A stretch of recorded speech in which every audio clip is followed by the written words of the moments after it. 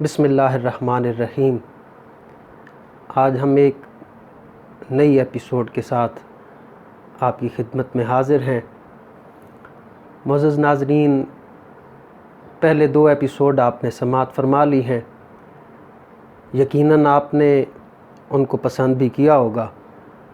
یہ معلومات ہیں، آپ دوسرے اپنے مسلمان بھائیوں کے ساتھ بھی ان کو شیئر کریں تاکہ زیادہ سے زیادہ لوگ ان معلومات کو اپنا کر، ان تعلیمات کو اپنا کر اپنی زندگی کو نیکی کے راستے پر گامزن کر سکیں۔ آج کی ایپیسوڈ کا موضوع ہے روزہ کی تاریخی حیثیت کیا ہے، کہ روزہ کب سے شروع ہوا؟ کیا کہیں یہ مشقت والا کام، صبح سے لے کر شام تک بھوکا پیاسا رہنا، کیا یہ صرف اس امت کے لیے ہے یا پہلی امتوں میں بھی یہ رہا ہے؟ یہ بات اکثر غیر مسلم لوگ کہہ دیتے ہیں، چونکہ ان کا مقصد اسلام کی تعلیمات کو جھٹلانا ہوتا ہے، لوگوں کو اسلام سے دور کرنا ہوتا ہے، تو وہ یہ کہہ دیتے ہیں کہ دیکھو یہ کتنا مشکل کام ہے، تو اس میں انسان کو مبتلا کر دیا گیا ہے، مسلمانوں کو یہ روزہ رکھنا پڑتا ہے۔ تو یہ بات یاد رکھنی چاہیے کہ یہ ابتدائے انسانیت سے اللہ رب العزت نے اپنے بندوں کے لیے روزہ رکھنا کسی دور کے اندر لازم قرار دیا ہے۔ تو اس حوالے سے اللہ رب العزت نے خود قرآن میں فرمایا ہے، یا ایھا الذین آمنوا کتب علیکم الصیام کما کتب علی الذین من قبلکم، اے ایمان والو تمہارے اوپر روزے فرض کیے گئے ہیں، یہ صرف تمہارے لیے نہیں ہیں، کما کتب علی الذین من قبلکم، یہ ان لوگوں کے لیے بھی تھے جو تم سے پہلے گزرے ہیں۔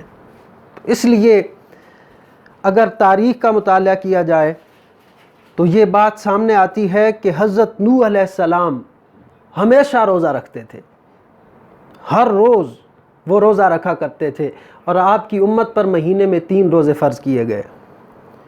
اگر حضرت موسیٰ علیہ السلام کی بات اور ان کی زندگی کا مطالعہ کیا جائے تو یہ بات سامنے آتی ہے کہ جب 40 دن کوہ طور پر حضرت موسیٰ علیہ السلام تشریف لے گئے تو ادھر انہوں نے 40 دن لگاتار روزہ رکھا۔ پھر یہ کفار مکہ، قریش مکہ زمانہ کفر کے اندر 10 محرم کا روزہ رکھا کرتے تھے۔ اور پھر ایک اور بات جو اکثر لوگوں کو معلوم نہیں ہوتی وہ یہ ہے کہ جب حضرت آدم علیہ السلام جنت سے زمین پر اتارے گئے تو اس وقت ان کا جسم سیاہ تھا، چونکہ سورج کی تپش تھی، جسم سیاہ ہو گیا۔ تو حضرت آدم علیہ السلام اس بات کی وجہ سے تھوڑے سے پریشان ہوئے، تو جبرائیل امین حاضر خدمت ہوئے اور آ کر پوچھا کہ اے اللہ کے نبی آپ کیوں پریشان ہیں؟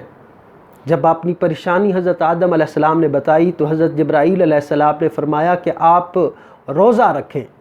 حضرت آدم علیہ السلام نے ایک روزہ رکھا، شام تک ان کے جسم کا تیسرا حصہ سفید ہو گیا۔ دوسرے دن پھر آئے، فرمایا کہ آج پھر آپ روزہ رکھیں۔ حضرت آدم علیہ السلام نے دوسرے دن بھی روزہ رکھا تو 2/3 حصہ آپ کا سفید ہو گیا، اور پھر تیسرے دن حضرت جبرائیل امین تشریف لائے، پھر فرمایا کہ آپ پھر روزہ رکھیں۔ جب 3 روزے لگاتار رکھے حضرت آدم علیہ السلام نے تو ان کا پورا جسم سفید ہو گیا، نور علی نور ہو گیا۔